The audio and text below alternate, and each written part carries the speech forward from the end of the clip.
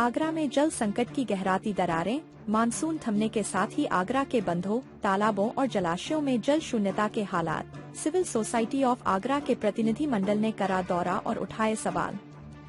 Monsoon की बारिश के बावजूद आगरा शहर एक बार फिर पानी की समस्या से जूझ रहा है। तालाब, बांध और जलाशय सूख रहे हैं और शहरवासी पानी की कमी से बेहाल हैं। सिविल सोसाइटी ऑफ आगरा के एक हालिया सर्वेक्षण ने इस गंभीर समस्या की ओर इशारा किया है।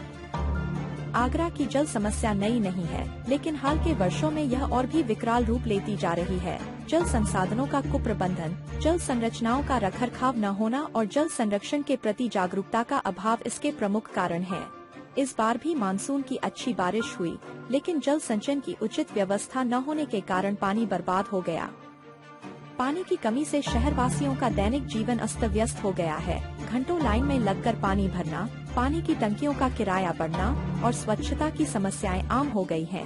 किसानों को भी सिंचाई के लिए पानी की किल्लत का सामना करना पड़ रहा है, जिससे उनकी फसलें बर्बाद हो रही हैं। लोग सरकार से मांग कर रहे हैं कि वह जल संसाधनों का समुचित प्रबंधन करे, जल संरचनाओं का मरम्मत करवाएं और जल संरक्षण के लिए जागरूकता अभियान चलाएं। वे चाहते हैं कि सरकार जल संकट से निपटने के लिए दीर्घकालीन योजनाएं बनाए।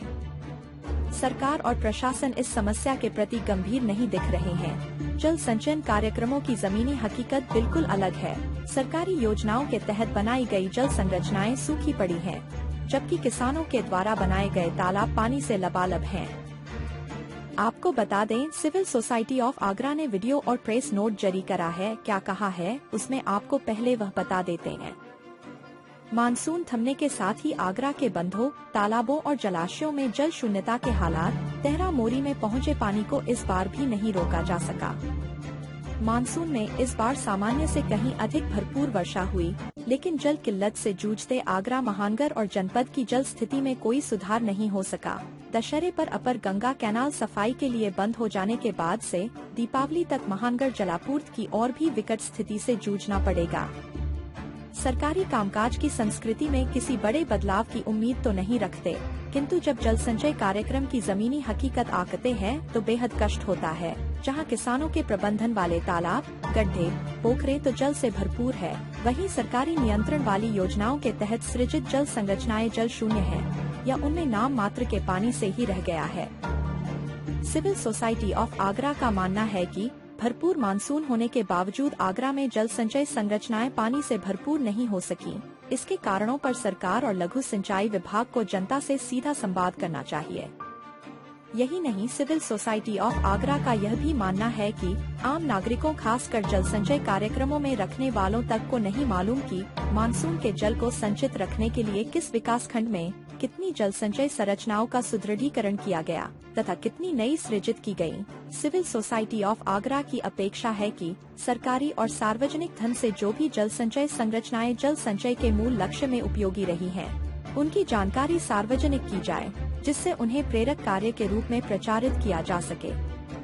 सबसे कष्टकारी यह है कि करौली की विंध्य पहाड़ियों से प्रस्फुटित जलधाराओं से यूपी में पहुंचने वाले पानी को सुचारू करवाने को लेकर उत्तर प्रदेश सरकार ने अब तक कोई प्रभावी कदम नहीं उठाया है।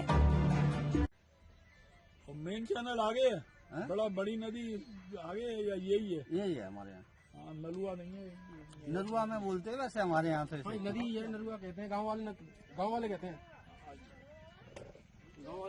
पानी का ये है सर जी कि ये 5 आना बांध से आया और बंद वाले दर से आया है और करीबन 2 दिन से ये बंद है। 2-4 दिनों से बंद है बिल्कुल पानी। और हाँ जी, जब पानी कम है और 1 महीने लगातार नदी चली।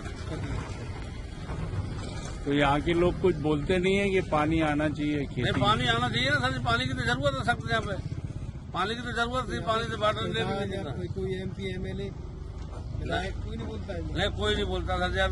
अभी ये रिव्यू बंदा बुलाता है पानी के लिए, उनने पानी खुलवाता है गेटों पे से, और ना कि पानी पानी रुक जाए तो रिश्तेदार है मुख्यमंत्री यहाँ का। हाँ जी, भजन लाल जी शर्मा जी मुख्यमंत्री है, पर उनने भी प्रयास करा होगा, पर जाहिर अभी हुए वो डेपुटी मिला उनसे कहे साहब को।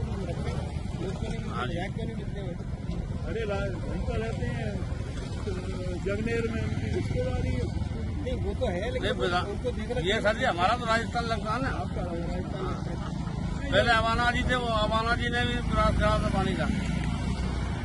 ये बताओ आप, ये कहाँ जोड़ता है आपके ये बंद बरेठा का पानी? Hello, civil society of Agra की टीम 13 मोरी बांध खारी नदी का जायजा लिया और पाया कि न तो 13 मोरी बांध की दुर्दशा में सुधार के लिए कोई कार्य हुआ है और न ही अजान बांध के डाउन में नगला पंजाबी से शुरू होकर पतसाल से आगरा जनपद में प्रवेश करती है और 4 हिस्सा यानी कि फतेहपुर सीकरी का गांव से 2 पहाड़ी ढलानों के बीच से होकर गुजरती है। मुगलों के समय इन दोनों ढलानों के बाद के मैदान के डाउन में 13 मोरी का बंधा बनाकर जल संचय संरचना बनाई गई। तहमोरी नाम से प्रचलित यह बांध लॉर्ड कर्जन के निर्देश पर लकड़ी के शहतीर को हटाकर गेटेड स्ट्रक्चर युक्त किया गया। 13 मोरी बांध के अपस्ट्रीम चैनल और लोकल कैचमेंट एरिया का पानी हमेशा की तरह इस बार भी आया, किंतु मुश्किल से 10 दिन भी उसका ठहराव नहीं हुआ। सिविल सोसाइटी का मानना है कि यह हेरिटेज प्रॉपर्टी है और पुरातत्व विभाग भारत की सूची में है, इसलिए सिंचाई विभाग, पुरातत्व अधीक्षण और जिला प्रशासन को भारत सरकार को योजना बनाकर भेजनी चाहिए, खासकर इसलिए क्योंकि बांध अभी अनुरक्षण योग्य है और इसमें संचित जल के विस्तार या फैलाव का क्षेत्र चिन्हित है। सिविल सोसाइटी ऑफ आगरा का मानना है कि गंभीर नदी के उफान से भरतपुर के अजान बांध से शुरू होने वाले चैनल खारी नदी का पतसाल गांव और 4 हिस्सा तक सुदृढ़ीकरण करवाया जाना चाहिए। इसके अभाव में राजस्थान से आने वाला पानी भी 13 मोरी बांध के इंटेक तक नहीं पहुंच पाता है। सिविल सोसाइटी ऑफ आगरा का मानना है कि चिकसाना बंधे का पानी भी पंचक्की गांव के पास 13 मोरी के डिस्चार्ज में मिलकर खारी नदी को मानसून काल में और बाद के महीनों में भरपूर जलराशि युक्त रखते थे। अगर बदइंजामी सुधारी जाए तो खारी नदी को अब भी मानसून के बाद भी कई महीने जलयुक्त रखा जा सकता है। सिविल सोसाइटी ऑफ आगरा ने उटंगन नदी पर रेहावली गांव में बांध बनाए जाने की योजना पर काम को तेजी के साथ बढ़ाने का भी अनुरोध किया है। जिला पंचायत अध्यक्ष के द्वारा इस प्रोजेक्ट को मुख्यमंत्री आदित्यनाथ के समक्ष उठाया था और उन्होंने भी इसे आगरा के हित में उपयोगी माना है। 13 मोरी और आसपास का मुआयना करने वाले सिविल सोसाइटी ऑफ आगरा के प्रतिनिधि मंडल में शिरोणी सिंह, अनिल शर्मा, राजीव सक्सेना और असलम सलीमी थे। सिविल सोसाइटी ऑफ आगरा ने सरकार से कई सवाल पूछे हैं, जैसे कि भरपूर बारिश होने के बावजूद जल संचयन संरचनाएं क्यों सूखी हैं? सरकार ने जल संचयन के लिए क्या कदम उठाए हैं? राजस्थान से आने वाले पानी को सुचारू रूप से लाने के लिए क्या प्रयास किए जा रहे हैं? वही कई सवाल और भी उठ रहे हैं, जैसे कि क्या सरकार आगरा के जल संकट को गंभीरता से ले रही है? जल संसाधनों के कुप्रबंधन के लिए कौन जिम्मेदार है? जल संरक्षण के लिए जनता को कैसे जागरूक किया जा सकता है? आगरा के जल संकट से निपटने के लिए दीर्घकालीन समाधान क्या हो सकते हैं? आगरा का जल संकट एक गंभीर समस्या है जिस पर तुरंत ध्यान देने की आवश्यकता है। सरकार को इस समस्या से निपटने के लिए ठोस कदम उठाने होंगे। लोगों को भी जल संरक्षण के लिए आगे आना होगा। अगर हमने समय रहते इस समस्या का समाधान नहीं किया तो आने वाले समय में हमें और भी गंभीर परिणाम भुगतने पड़ सकते हैं। नमस्कार, मैं Anil Sharma, secretary civil society of Agra. अभी हमने 13 मोरी बांध और उटंगन नदी का हमारे प्रतिनिधि मंडल ने दौरा किया। देखकर अच्छा लगा कि बहुत पानी है, लेकिन सब अफसोस की बात यह है कि प्रशासन ने न सरकार ने कोई इंतजाम किया है कि इस पानी को कैसे रोका जाए, क्योंकि ये पानी बह रहा है। और दूसरी बात यह है कि ये राजस्थान गवर्नमेंट जिन्होंने पानी को रोका हुआ है, क्योंकि अभी बरसात हुई तो उन्होंने पानी को छोड़ा, लेकिन हम चाहते हैं कि उत्तर प्रदेश सरकार ये बात राजस्थान सरकार से कहे कि पानी को रिलीज किया जाए। हमने वहाँ पे लोगों को खारी नदी के अंदर मछली पकड़ते हुए भी देखा।